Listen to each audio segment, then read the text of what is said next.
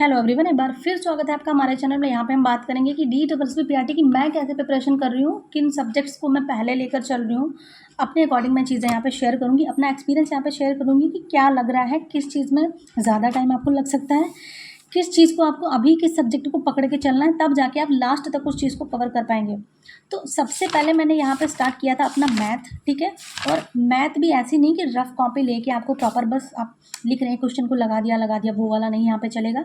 ये TET, C TET और super TET आपका नहीं है। ये DSSB-PRT यानी दिल्ली की जॉब है। दिल्ली में अगर आपको टीचर बनना है देन आपको बहुत डीपली चीज़ों को करना होगा, क्योंकि यहाँ पे अगर लेवल पूछें तो एक बार आप TCS पैटर्न आधारित क्वेश्चन को देख लीजिए मैथ में, जो आपके SSC GD और SSC रेलवे RARB और SSC MTS में वगैरह में क्वेश्चन आते हैं मैथ के, रीजनिंग के। सेम वही पैटर्न आपका यहाँ पे रहने वाला है, ठीक है। तो ये अच्छे खासे क्वेश्चन यहाँ पे पूछे जा रहे हैं। ये मत सोचिएगा कि हम मतलब आप लोगों को ऐसा डरा रहे हैं कि बहुत टफ क्वेश्चन आता है, बिल्कुल भी नहीं। सच से रूबरू हो जाइए, तभी आप किसी चीज़ को निकाल पाएंगे। तो यहाँ पे अगर हम बात करें, सिलेबस मैंने शेयर कर दिया था कल मैंने शेयर किया था मैथ का सिलेबस आपको, इंग्लिश का सिलेबस आपको, CDP का सिलेबस आपको। तो मान के चलिए आप पहले इन्हीं 3 चीज़ों से स्टार्ट करिए। पहले आप संख्या पद्धति स्टार्ट करिए, और हो सके तो आप पहले जो है ये जो मैंने बताया है TCS पैटर्न आधारित आप क्वेश्चन सॉल्व करिए। आपको पता चलेगा आपको क्वेश्चन किसके बेस पे लगाने हैं, कैसे क्वेश्चन आते हैं। क्योंकि प्रॉफिट एंड लॉस तो आपका टेट में भी आता है। प्रॉफिट एंड लॉस तो हमने पढ़ा है, सीटेट के लिए भी पढ़ा है हमने, सुपर टेट के लिए भी हमने प्रिपरेशन स्टार्ट करी थी। लेकिन जो वहाँ पे क्वेश्चंस आते हैं वैसे क्वेश्चंस यहाँ पे नहीं आते हैं। यहाँ पे हमें चीज़ें सीखनी है कि हम कैसे बहुत ही कम टाइम में क्वेश्चंस को कैसे सॉल्व कर सकते हैं। यहाँ पे ऐसा क्वेश्चंस आता है कि अगर आप उसको स्टेप बाय स्टेप लगाओगे तो आपका एक पेज चला जाएगा। तो एक पेज अगर चला जाएगा तो समझो एक वैकेंसी भी हमारी चली जाएगी। यहाँ पे अगर एक सीट हमने सोच के रखी है, यहाँ पे आप देखेंगे कि बहुत सारे बड़े बड़े से क्वेश्चंस हैं, उनको सिर्फ मैंने 2-3-4 से लाइन में प्रॉपर नोट्स यहाँ पे बनाने हैं हर चीज़ के। जैसे प्रॉफिट एंड लॉस हम लिख रहे हैं, उसका टाइप एक है, जितने भी क्वेश्चंस हमने लिखे 2-4-5 उसको लिखना है। एक टाइप का एक ही क्वेश्चंस लिखना है। बार बार उन्हीं टाइप को हमें रिवीजन करना है, उनका हमें क्या करना है, उनको हमें प्रैक्टिस करना है। क्योंकि यहाँ पे मैथ है, अब लोग कहते हैं मैथ भी अब रिवीजन होगा। हाँ, मैथ रिवीजन होगा तभी आप अच्छा स्कोर कर पाएंगे यहाँ पे। क्योंकि मैथ का ऐसा है, इसको अगर अच्छे से कर लेंगे, चीज़ें माइंड में बैठ गई, अच्छे से समझ में चीज़ें आ गई, तो गलत यहाँ पे नहीं होगी। क्योंकि टाइप चेंज हो सकते हैं। अगर हमने कॉन्सेप्ट समझ लिया कि हाँ जो है इस तरह से क्वेश्चंस लगाना है, तो क्वेश्चन कैसा भी थोड़ा सा उलट फेर भी कर देंगे तो भी वहाँ पे हम क्वेश्चंस को कर लेंगे। तो वो चीज़ है, इसको 2 से 4 बार मैंने रिवीजन, अभी मैंने सिर्फ यहाँ पे 2 ही चैप्टर हुए। एक तो मैंने परसेंटेज वाला जो है अपना किया है, दूसरा मेरा यहाँ पे प्रॉफिट एंड लॉस वाला हुआ है। और अगर मैं अपना दिखाऊं तो मेरे ही ऐसे क्वेश्चंस रह रहे हैं।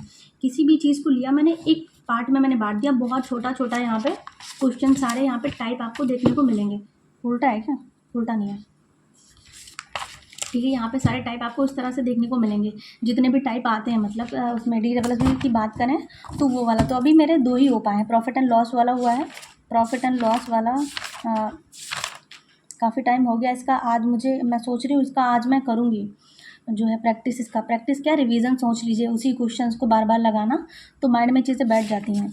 फिर आपको याद नहीं करना पड़ेगा। कोई क्वेश्चन आएगा आप खुद से करने लगेंगे, आपको लगेगा अरे ये क्वेश्चन कैसे लग गया, मुझे कैसे याद रहा, ये टाइप किस टाइप से, वो आपके माइंड में चीज़ें खुद से होने लगती हैं। तो वो सारी चीज़ें हैं।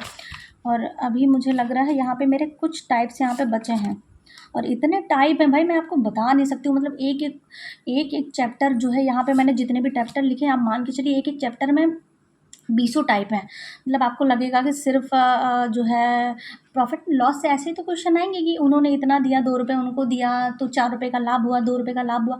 नॉर्मल क्वेश्चन, बहुत बेसिक क्वेश्चन भैया, ये DSSB में नहीं पूछा जाएगा। तो बहुत अच्छे से हमें मैथ की चीज़ें कवर करनी है, और हर चीज़ का नोट्स बनाने हैं हमें। नोट्स को बार बार रिवीजन करना है। यहाँ पे वो वाली चीज़ हमें फॉलो करनी है कि अपने नोट्स को हमें 10 बार पढ़ना है, 20 बार पढ़ना है। 20 चीज़ें हमें एक बार नहीं पढ़नी है। 20 चीज़ें तो यहाँ पे हम पढ़ेंगे ही नहीं। जैसे मैंने ये नोट्स बना रही हूँ तो मैं ये करूँगी, प्रैक्टिस करूँगी, प्रीवियस ईयर के क्वेश्चंस करूँगी, और फिर प्रैक्टिस जो भी लूँगी, जो भी बुक या जहाँ से भी करूँगी टेक्स्ट बुक से, वो चीज़ें होंगी बस। और नहीं कि ये वाली बुक ले ली, उन्होंने 10 क्वेश्चन दिए वो भी कर लिए, वैसा वाला नहीं। सबका पढ़ेंगे तो कन्फ्यूज़न ज़्यादा बढ़ेगी। तो पहले अपने नोट्स को इतने अच्छे से माइंड में बिठाना है कि मतलब चांस ना रहे कोई। और यहाँ पे अगर इंग्लिश की बात करूँ, CDP की पहले बात करती हूँ मैं। CDP क्योंकि यहाँ पे 100 नंबर का आएगा, मैथ भी 20 नंबर का है, इंग्लिश 20 नंबर का, रीजनिंग ये ठीक है।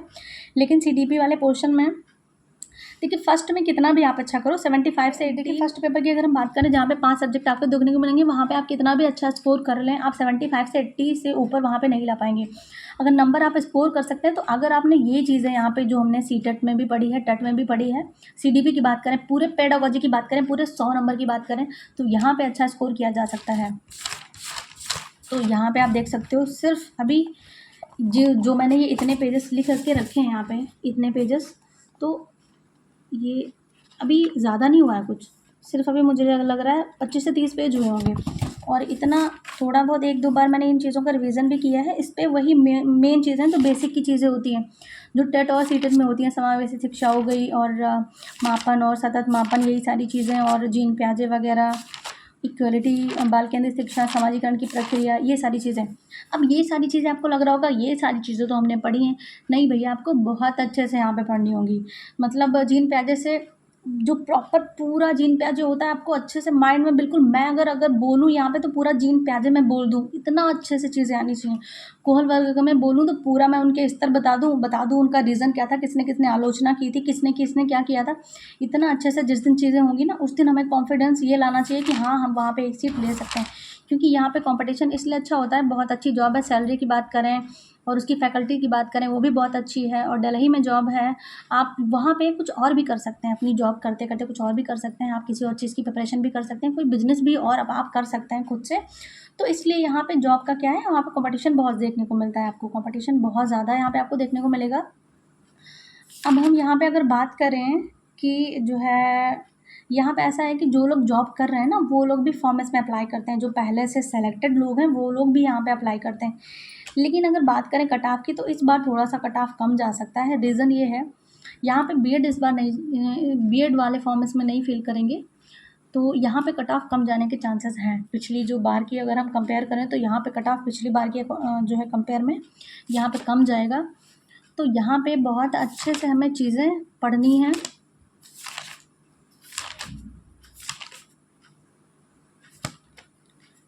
तो वो सारी चीज़ें यहाँ पे हमें करनी है। और स्टार्टिंग मैं अगर बोलूँ आप किस सब्जेक्ट से स्टार्ट करेंगे तो स्टार्टिंग करिए आप सीडीपी से, मैथ से।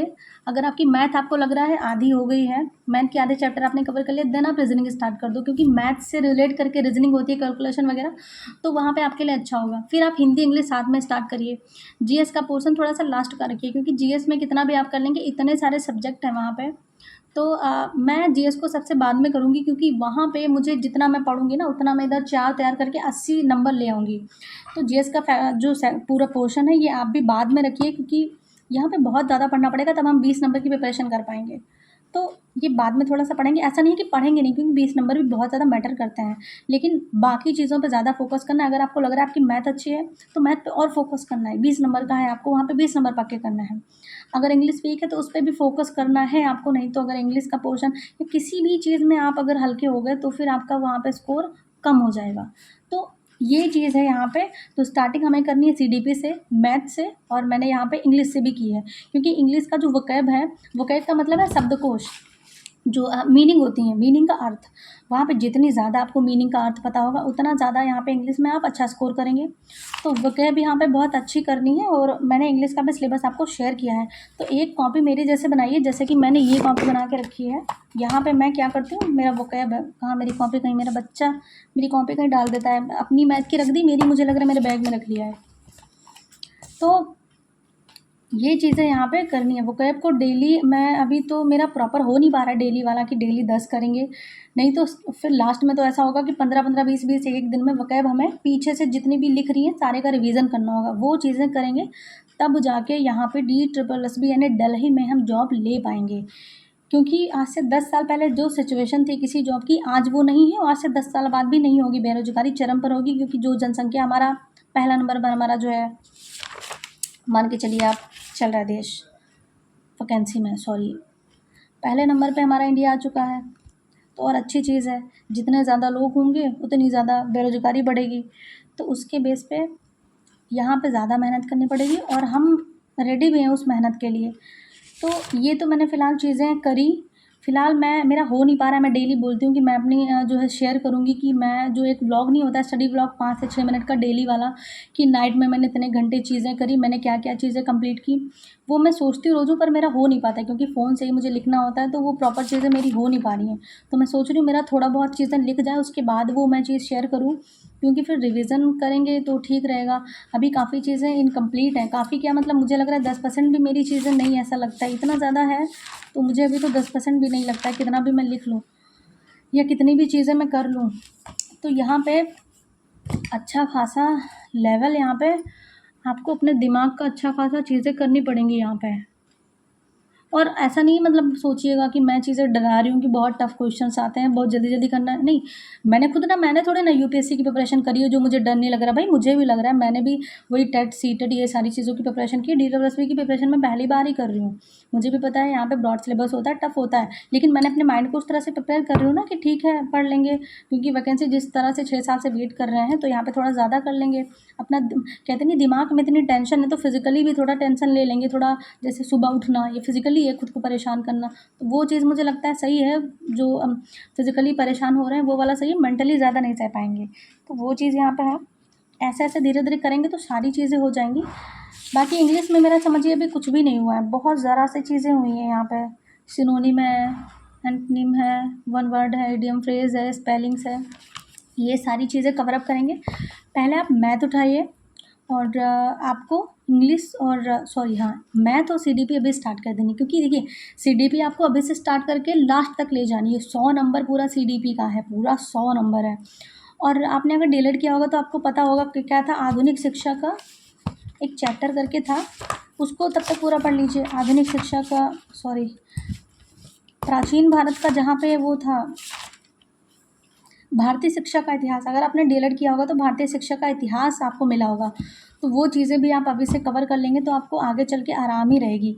बाकी चीज़ें मैथ के क्वेश्चंस वगैरह मैं आपसे शेयर करूँगी, और मेरा जब ब्लॉग वगैरह मेरा स्टार्ट होगा, ये वाला स्टडी ब्लॉग रूटीन वाला, तब आपको ज़्यादा उससे मेरे वीडियो से जो है यूज़फुल आपकी चीज़ें होंगी, आप समझ पाएँगी कैसे चीज़ें करनी है, कहाँ से करनी है। अभी उतना मैं चीज़ें नहीं शायद बता पा रही हूँ, लेकिन इतना भी अगर आप कर लेंगे तो आपके लिए बहुत ज़्यादा चीज़ें अच्छी हो जाएँगी। तो ये था हमारा छोटा-सा, मैंने बताया आपको कि कितना आपको कैसे करना है। तो ये था आज का वीडियो, मिलते हैं नेक्स्ट में। Thanks for watching.